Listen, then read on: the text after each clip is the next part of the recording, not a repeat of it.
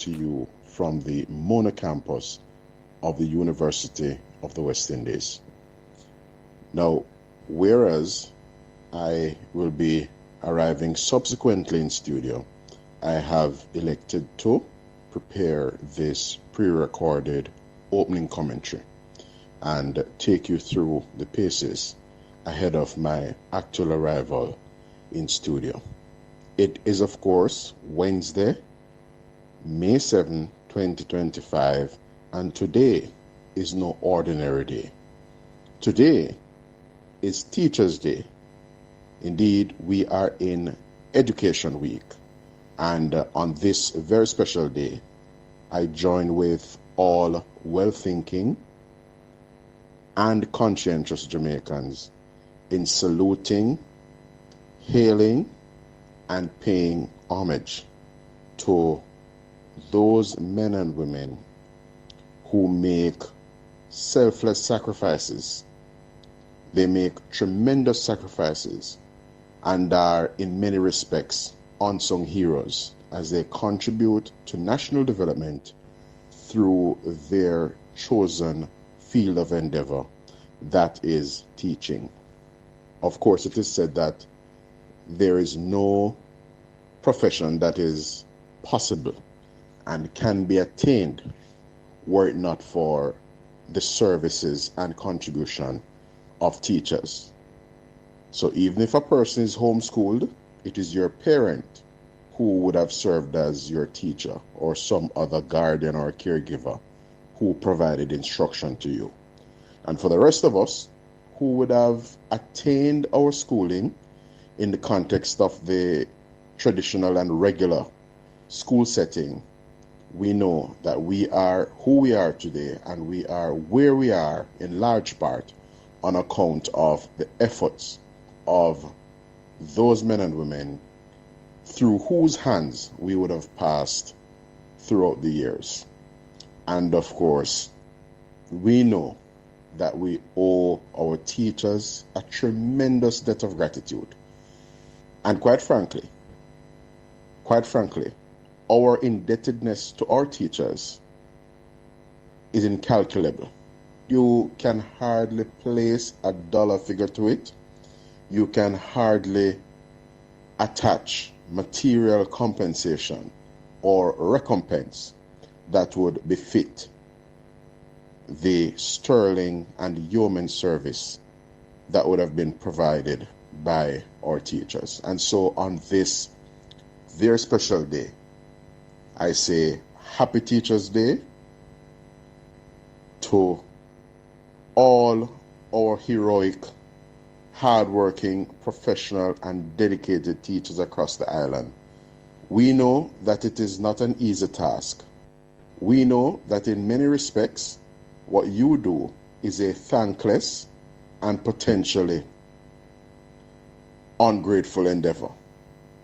But we know as well that there are little nuggets, little stories, yes, little anecdotal experiences and encounters that you have from time to time that make your work and contribution as teachers fulfilling and, of course, rewarding. Because as a teacher, you will be mindful of that youngster whose life you touched, who you provided an opportunity to, who you assisted with lunch on some occasions, who you assisted with transportation money on some occasions. And you know that some of those students who passed through your hands as a classroom teacher are where they are today, and indeed are who they are today because of your efforts and the impact you have had on their life. And so, as we hail you on this your special day, and as we wish for you a very, very happy Teachers' Day, what I will say to you, our nation's teachers, is that we are indebted as a country, we are appreciative of your efforts as a country, and we want you to remain steadfast, remain diligent. I trust that our school leaders and administrators will take the time out to appropriately recognize you today. However large or small the gesture may be, it is not the quantum, magnitude, or indeed the opulence of the gesture that matters. For the most part, it is the thought that counts, but nevertheless, we trust that appropriate recognition will come your way, particularly on a day like this, when we pause to salute you, our nation's teachers, and say thanks for all you do. Now, on to other matters. The lead up to the general elections for this year, 2025, is on in earnest. Certainly, a lot of the developments, commentary we see around us underscore precisely that particular point. By that, I am drawing reference, listeners, to comments that we are hearing at this time from the political platform. And one of the more interesting and disturbing bits of commentary that we would have heard in recent times has to do with statements by opposition senator, former member of parliament, Peter Bunting. Speaking, I gather, at the Knockpatrick Division conference over there in Manchester this past Sunday, Peter Bunting used the opportunity and took time to essentially chastise Prime Minister Andrew Holness for attending upon the funeral of the late Wellesley Bolt, father of Jamaica's distinguished son and distinguished sprint icon, Olympic legend, one Usain St. Leo Bolt. Now, irrespective of how desperate a political party is, regardless of how keenly contested national elections are, when a prominent figure, indeed, when someone in the leadership of one of our major political parties sees it fit to take time out and raise the issue of the head of government's attendance at a funeral, you know, say we are at all-time lows on the part of that individual, Peter Bunting. The truth of the matter is that Usain Bolt, for all intents and purposes, is a public figure, a distinguished Jamaican, an icon, someone who has brought considerable acclaim to this country. And for his part, the late Wellesley Bolt, as a very supportive and, by all indications, attentive and responsible father, would have played a tremendous role in the personal and sporting professional development of his son, Usain St. Leo Bolt. So the truth of the matter is that in as much as Jamaica, as a globally identifiable country, particularly in the fields of culture and sporting excellence, in as much as we are indebted to Usain Bolt, it is not far-fetched or out of place to appreciate that we are similarly indebted to the late Wellesley Bolt. Were they were there no Wellesley Bolt, there would have been no Usain Bolt. But as I said earlier, within the context of Wellesley Bolt's degree of attentiveness and the extent to which he was supportive of Usain, along with his partner, Usain's mom, Jennifer Bolt, that unit would have added immensely to the development and well-being of Usain. And as far as we are concerned here in Jamaica, in fine Jamaican tradition, we have a propensity to stand with our fellow men, particularly in their hour of bereavement and in their hour of need. For Senator Peter Bunting to seek to score political points by chastising the Prime Minister and criticizing the Prime Minister's attendance at that funeral in Falmouth on Sunday is below the pale, unbecoming, low, and I dare say classless. It smacks of one having no sense of occasion and just being classless. But I must quickly venture to say this kind of development, this kind of low action and below the belt punch is not surprising coming from a Peter Murcott Bunting. He's one who considers himself as being keen on Machiavellian master strokes, as it were. But let us be very clear. Let us be very clear. We should not have an important moment for the Bolt family being soiled or in any other way detracted from having regard to the vicissitudes of our national politics in the country. It is only decent and fitting that the family be afforded an opportunity to and be allowed to mourn the passing of the late Wellesley Bolt. The truth of the matter is that, based on our fine traditions as a country and our propensity to hold up each other and stand in solidarity with each other,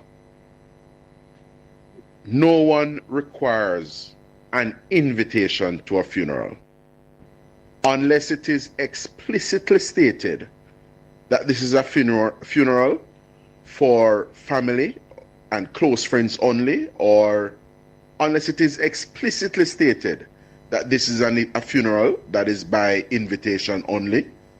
It is understood that persons, to the extent that they feel inclined to and moved so to do, may opt to attend upon a funeral service, as the Prime Minister did this past Sunday. But we know the Prime Minister, listeners, is no ordinary Jamaican. We know that Prime Minister Andrew Holness, yes, his actions and even his non-actions are of considerable moment. Andrew Holness is the head of government, and therefore his political opponents have him, as does the rest of the country, under the microscope, the proverbial microscope, as it were. And so, the fact that the Prime Minister would have attended and competed in the Jill Stewart run walk over in Montego Bay, more popularly dubbed the Mo Bay City Run, and then having the vim, vigor, and vitality to leave that event in Montego Bay Sunday morning to attend upon the funeral of the late Wellesley Bolt and stand in solidarity with Usain Bolt and the entire Bolt clan as they mourn the passing of their family patriarch. We know that a development such as that would have caught the eyes of the Prime Minister's political opponents and those who are particularly antagonistic toward him, even if it is unreasonably so and that antagonism is unwarranted. And so, it may well be a case that Peter Bunting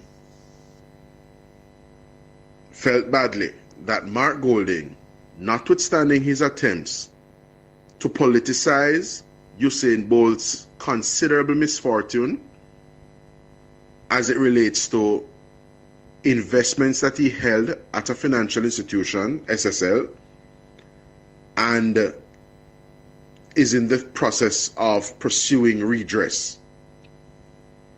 Notwithstanding Mark Golding's efforts to exploit that and pounce on that politically for what it is worth, it is quite evident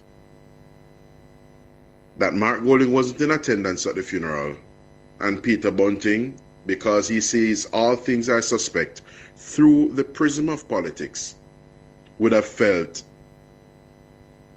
that Andrew Holness came away with one up over the PNP, and therefore sought to rip into the Prime Minister for attending a funeral. How petty, how unfortunate, and how petty. The truth of the matter is that the Prime Minister and Usain greeted each other cordially, and the Prime Minister, though he was not scheduled, as he himself indicated, was not scheduled to speak at the funeral service, but in a rather impromptu kind of way, he, as head of government, conveyed Jamaica's collective sympathies on behalf of the Jamaican people, be they JLP, PNP, or indeed no P. So the Prime Minister spoke at the event. Usain Bolt would have paid tribute to his late father in his own right, and at the back end of his memorializing of his late father, Usain thanked all the persons in attendance, including, of course, the ministers, essentially the members of the political directorate, who took time out to stand in solidarity with him and his family in their hour of grief. For what it is worth, listeners, the Member of Parliament, Tova Hamilton, was in attendance as well. I think I recall seeing the National Security Minister, Dr. Horace Chang. There was also the Minister of Culture, Gender, Entertainment and Sport, the ever-present, the ever-supportive, the indefatigable Olivia Babsy-Grange was also in attendance. And for their part, former Sport Minister and former Tourism Minister, he is doing battle against the incumbent MP down in Northern Trelawney, Wickham McNeil, who would have been trounced in his Western Westmoreland constituency, and as such has since beaten a hasty retreat, seeking to represent the people of Northern Trelawney, having failed miserably and in an abysmal way as Member of Parliament in Westmoreland Western. So Wickham McNeil was at the funeral. The MP Tova Hamilton, as I said, was also at the funeral. And of course,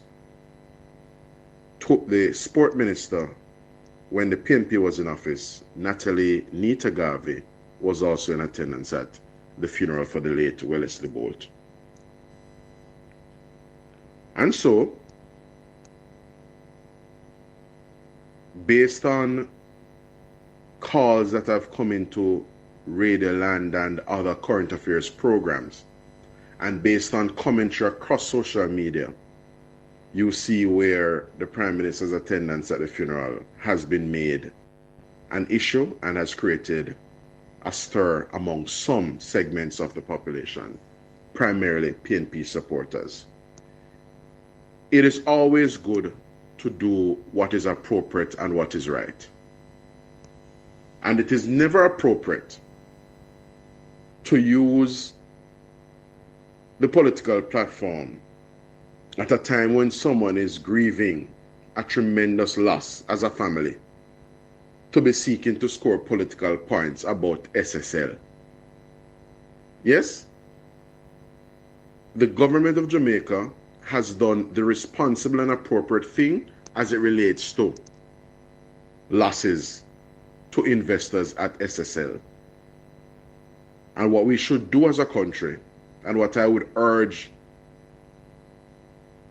Peter Bunting to do, is constrain himself and allow the chips to fall where they may, insofar as proceedings before the civil division of the court and, of course, the criminal division of Jamaica's courts. Jean and Panton is to have her day in court, and I gather, based on news I saw some time ago, that Usain Bolt's attorney, Mr. Linton Gordon,